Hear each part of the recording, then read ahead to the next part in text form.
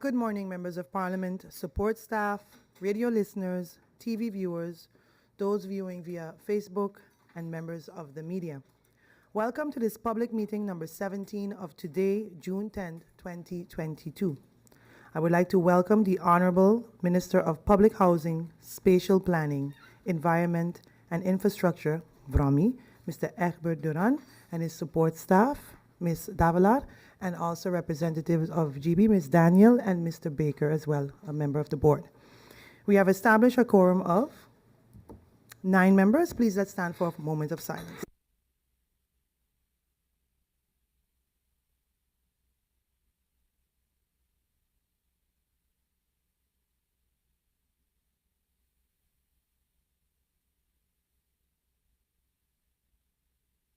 Good day again. We have received notice of absence from Member of Parliament MP William Marlin. Is there any Member of Parliament that wish to have the floor for notifications? I see no need. We have as agenda point for this meeting a question hour. Questions from MP Melissa Gumbs directed to the Minister of VROMI regarding the ongoing situation at NV GEBE. This can be found under IS 930 Parliamentary Year 21-22, dated May 23rd, 2022. We go to the agenda point. It is good to mention that this intention of the Vraaguurtje, the question hour, is to create the possibility of interacting with ministers. After the passing of Hurricane Irma, Article 69 of the Rules of Order was proposed to introduce the question hour. Parliament held its first question hour on September 10, 2018, and evidently with the exact same minister. So during the question hour, only questions and answers will be given. And since this is our second question hour, I would like to give a recap to the members of Parliament and to the listening viewers, to those listening online, how the what the procedure entails. So please bear with me. The questions to be answered during question hour by the minister can be submitted from Monday to Wednesday during the so-called reading week or preparation week. The deadline is on Wednesday at 5 p.m. The Member of Parliament submits questions to the Parliament in accordance with Article 69 and further of the Rules of Order, which states, to exercise their supervisory activities, each Member of Parliament may pose questions to one or more ministers without permission of Parliament. The Member of Parliament needs to specifically request that the questions submitted to be answered orally in accordance with Article 69 of the Rules of Order. The President of Parliament then decides on the sequence of the questions that will be answered during the question hour, and this can be found under Article 69D, paragraph 2 of the Rules of Order, no later than Thursday at 10 a.m. Seeing the fact that in theory all 15 members can submit questions for the question hour, a selection needs to be made of which questions of which members will be allowed for a particular question hour. The maximum on speaking times is regulated in Article 69 of the Rules of Order. The proposal has always been to allow questions from 2 different members to be answered each time. This is to avoid exceeding the hour. How this will be determined is that these 2 members are chosen based on date and time and the questions that were submitted to Parliament. What happens if more members of Parliament submit questions? In that case, the President will ask the members if they have questions and are still relevant if necessary and relevant if the answering is still necessary. Regarding the invitation, the relevant minister is invited by letter along with questions posed by the Member of Parliament no later than Thursday, 12 p.m. A convocation for the question hour for a public meeting will be sent out by Thursday at 5 p.m. the latest. It is if the relevant minister agrees to answer the questions verbally, the question hour will take place as scheduled on Monday. The Member of Parliament will get the opportunity to question the minister on this subject, and to provide an explanation based on the submitted questions for a maximum of 2 minutes. Article 69D, paragraph 3 of the Rules of Order lists that. The minister is given the opportunity to answer the question for a maximum of 1 minute per answer, based on Article 69D, paragraph 3 of the Rules of Order. The Member of Parliament is then given the opportunity once more to ask additional questions for a maximum of 2 minutes, Article 69, paragraph 4 of the Rules of Order. The minister is given 1 minute to answer each question, again under Article 69, paragraph 4 of the Rules of Order. The President then, by the discretion of the President, is allowed a Member of Parliament to ask questions for a maximum of 1 minute. Again, this can be found but of course about the same topic. This can be found under Article 69, paragraph 5 of the Rules of Order. And then the minister is given 1 minute to answer each question. Again, under Article 69, paragraph of the Rules of Order. And during the question hour, no permission can be asked to hold on interpellation, nor can motions be submitted. Today, Friday, June 10th, 2022, we have question hour submitted by MP Melissa Gumbs, and again, stated before, this can be found under IS 930, dated May 23rd, 2022. The questions was for the Minister of the Public Housing, Spatial Planning, Environment, and Infrastructure. These questions were submitted in accordance to Article 69 of the Rules of Order. Minister of Public Housing, Spatial Planning, Environment, and Infrastructure, Mr. Egbert Duran, was invited by letter UV number 287, Parliamentary Year 2021-2022.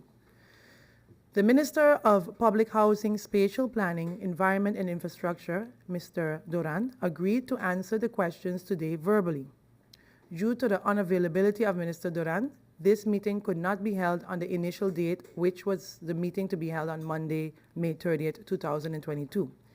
Hence, in accordance with Article 69, paragraph 3, Member of Parliament, Ms. Melissa Gumbs, will now be granted a maximum of 2 minutes of speaking time to read her questions to the Minister of VROMI and provide an explanation. MP Gumbs, you have the floor.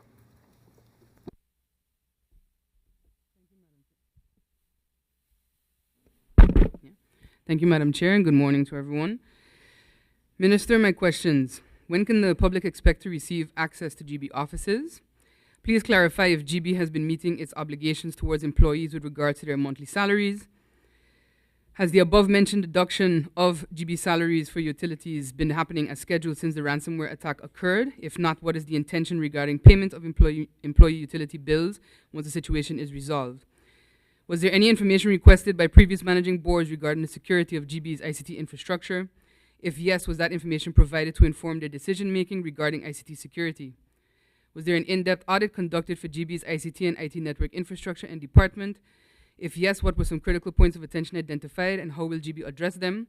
If no, why not, and is planning on the way to conduct such an audit? Has there ever been a project plan to migrate company information to more secure cloud-based servers, as has been the case with utility companies in other countries? If so, what is the status of this project? If not, why has this not been considered for GEBE? Meter readings regarding March 2022. The data of these readings will form the basis for the country's new fuel clause. Since the ransomware attack, has the fuel clause changed or will it be changed? If so, how will the change be justified considering the outdated meter readings? Considering that some clients may not be paying until they are able to receive an accurate invoice, what has been the financial impact on the company? Prior to his dismissal by the Supervisory Board, the former interim manager provided Parliament with insight into the company's cash flow. Considering the new systems and other developments that are likely to come out of this ransomware attack, what is the new cash flow? Thank you, Madam Chair. MP Gumbs, wow. Okay, I'd like to now turn the floor over to Minister for answers in accordance with Article 69, paragraph 3 of the Rules of Order. Minister of VROMI, Mr. Duran, you have the floor. Thank you, Madam Chair Lady. Good morning to you, members of Parliament, and good morning to my support staff here present with me, as well as representatives from GEBE, and good morning to the people of St. Martin. Madam Chair, after answering the questions, I would like your indulgence to touch base on the billing situation. Not a problem. If time permits. Thank you. First answer, GEBE has been open since June 6th, as we all may know. The second answer, it should be noted that GB, as a good employer, has been and will continue to meet the financial obligations towards the employees with respect to the ransomware attack. According to NV GEBE procedure, all employees that have the option to pay the utility bill via salary deduction. However, those employees who elected to have their GB bill invoices deducted from their monthly wage salary will also have the option to deductions in payments agreements via salary. With respect to any information requested by previous managing board regarding the security of GB's infrastructure, management is unaware of this request. Next answer. It should be noted that an internal audit department over the past years has submitted their internal audit plans in which the ICT department was subject to be audited. It should also be noted that the internal audit department does not have the capability to audit set processes, as the department does not have an EDP IT auditor. As a result, the IT audit will have to be outsourced. The necessary preparation was made, however, approval remained pending. To answer the question, no in-depth audits were conducted over GB's IT infrastructure network.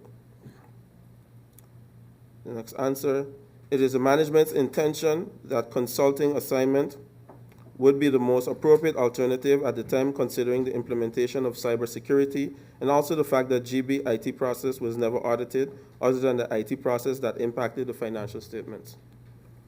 To further elaborate, the advantage of consulting assignment, it will be an internal document, basically the starting point for NV GEBE, where findings and risks can be identified and recommendations can be implemented.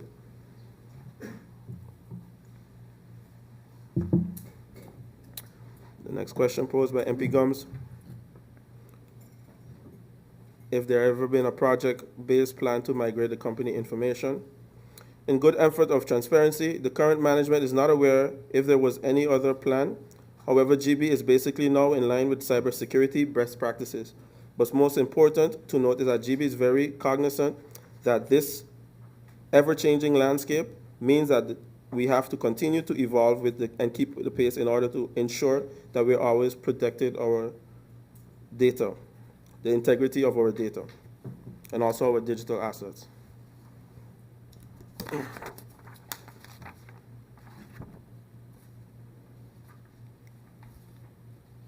The business continuity and disaster recovery solution. A new data backup and business continuity and disaster recovery solution was implemented at GB that takes the incremental snapshots of select servers throughout the day and backups the data to the new BCDR device with cloud-based replication to 2 geographical dispersed US-based data centers in Pennsylvania and also in Utah. Furthermore, the solution has a built-in ransomware detection and backup validation. If the protected server fails, it can be virtually restored on the local device or a cloud in the worst-case scenario. With regards to the question posed on meter readings, it should be noted that GB has taken the meter readings every month thus far. They create bills every month, namely March, April, and May, and then go back to the normal process of monthly bills creating monthly bills. It should also be noted that the fuel cost is calculated based on the prices of fuel that was supplied to GB by Sol, which enabled GB to run the engines. Every month, the fuel cost changes based on the price. It should also be noticed that meter readings are not outdated as they reflect what the customer actually consumed on a month-by-month basis. Based on the question regarding clients' invoices, the financial impact on GB is as follows. In the months of March and April, the incoming payments from GB customers were fairly significant, as the customers were paying invoices received in February and March, from March 1st through 16th, and our old past due invoices. However, as time moved on, and the incoming payments of May have been tapered off, significantly resulting in GB having to postpone payments to vendors and postpone certain CapEx and maintenance projects. In regards to the answer based on the dismissal by the previous supervisory board and the interim manager and the cash flow, it should be noted that the cash flow has obviously decreased due to no billing invoicing taking place since March 17th. And incoming payments have been declined in the month of May, has declined, in the month of May. But fortunately, GB had a cash reserve on hand which could be used to buffer the current financial situation. As of June 1st, 2022, GB still has an excess of 50 million guilders on the various bank accounts. Madam Chair Lady, that were the answers provided. I look forward for any clarification. Thank you. Thank you, Minister. Minister, you said you wanted to mention something at the end, or you're going to wait until the end of the meeting? I think the end. End of because the I meeting, don't want okay. to disturb the floor. No problem. Thank you, Minister, for your answers. I will now like to turn the floor over to MP Gumbs for 2 minutes to pose some more questions. No, Madam Chair, my question is actually what the Minister wanted to share, which is the billing situation. So yes, you'll hold the on. other answers were clear. Okay, perfect. Then, with that, then I can then turn the floor to the rest of the Member of Parliament to see if they would like to have any questions. I see that MP Emmanuel, you have the floor, but note that you have 1 minute for your questions. MP Emmanuel, you'll have to stand. Yes.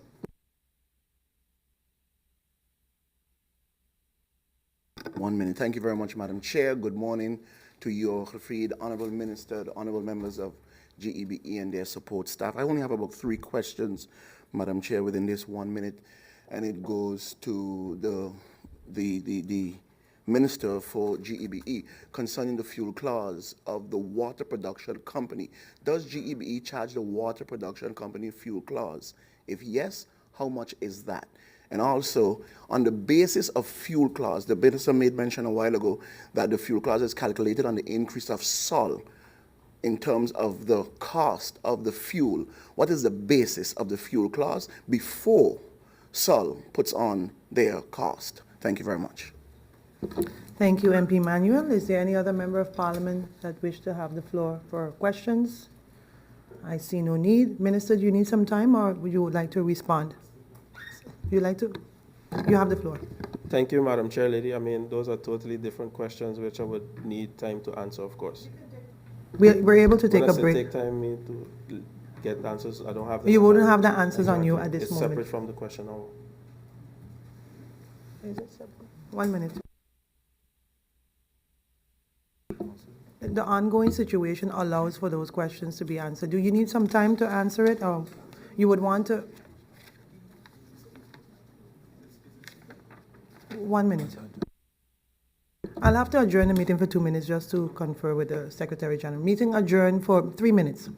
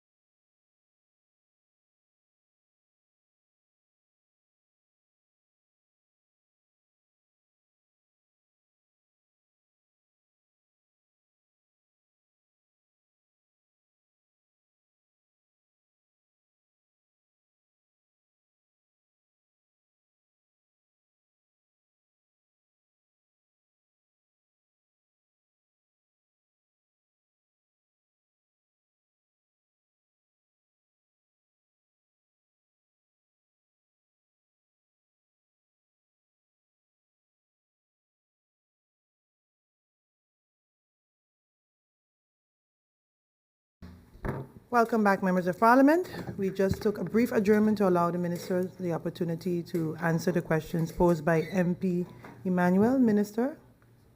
Oh, before I continue, before you answer, have a seat, Mr. Minister. We have to close off the question part. I have to provide MP Peterson with the opportunity to also ask some questions. You have 1 minute, MP Peterson. Thank you so much, Madam Chair. A good morning to the Minister and the support staff, to the staff of GEBE, to the Secretariat, and to my honorable colleagues. Just two questions through you, Madam Chair. Minister, regarding accountability and disciplinary measures for the occurrence of the ransomware attack, and in light of not having been an ICT audit, what actions will be taken to make sure that the responsible individual or individuals are held accountable? And my second question, is there training being carried out for GEBE ICT personnel with regards to the new cybersecurity solutions that you just mentioned? Thank you, Madam Chair. Thank you, MP Peterson. And if there's no other member of parliament that wish to have the floor for questions, I will then close the question part segment of this question hour and now turn the floor over to you. I'll take my time, Minister. I see you're writing. Yes? Okay, Minister, you have the floor. Thank you, Madam Chair Lady. Thank you to the members of parliament for the additional questions posed. With respect to the first question posed by MP Manuel, with respect to the water production company, no, they do not pay fuel costs, and this was signed in a contract in 1997, based on the information just received. And the second point, also with respect to the fuel costs based on the base rate, it's 25 cents for residents and 29 cents for commercial. Also, with the second round of questions from MP Peterson, I would have to, as a government, we would have to inquire with the Supervisory Board of Directors with respect to disciplinary measures if they need to be applied in this situation. And secondly, yes, training of the staff is taking place in the ICT department and also in other departments with respect to what the company experienced. Thank you, Madam Chair Lady. Thank you, Minister. Minister, you would like to have the floor for closing remarks, you stated? Because the question hour is over now. Oh, you'll give Ms. Daniel the floor? Ms. Daniel will explain briefly about the billing situation for, I know it's separate from Yes, the meeting, but that's not a problem. Question hour is closed? Yes. Sorry? Oh, yes, that is still a question from MP Gumbs. So, Ms. Daniel, you have the floor to respond. Okay. Good morning, everyone. Good morning, Madam Chair. Good morning, honorable parliamentarians. Okay. As you're aware, my name is Dr. Shireen Daniel. I'm currently the acting TM, replacing Mr. Temer due to him being on sick leave until further notice. NV GEBE experienced a glitch yesterday, which somewhat caused a frenzy. And as a result, NV GEBE had to basically hit the media, put communication forward, and explain to the people of St. Martin what occurred. What did occur? On June the 7th, NV GEBE proceeded to start to bill their customers as the norm, as we get back to normalcy. We bill the consumers based on two methods. One goes out via hand delivery with our meter guys. The second one goes via mail for convenience.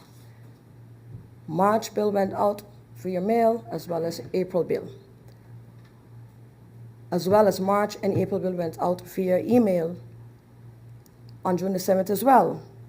However, what took place was that during GEBE's testing phase, we were testing certain of our bills, certain of the numbers, etc., etc., etc.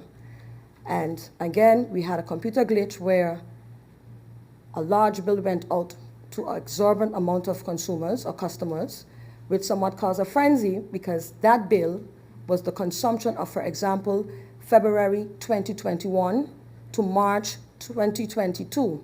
Some was March 2021 to March 2022.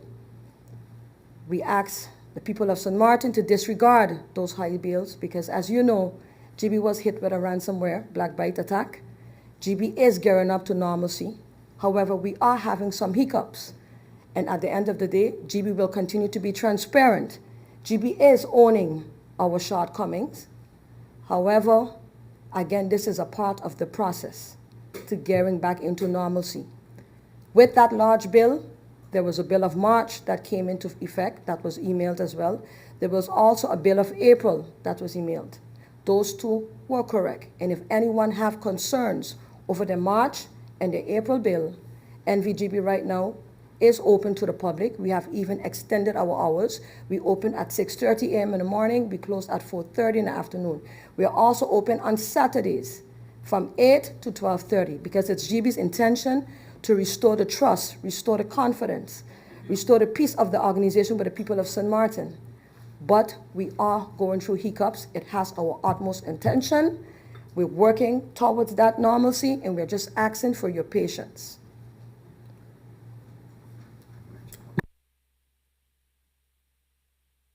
Thank you, Dr. Daniel, for your response.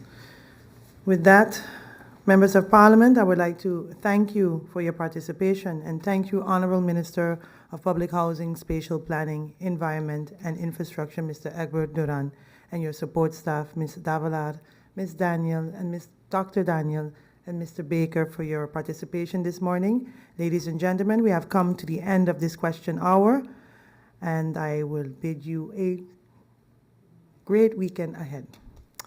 Meeting closed.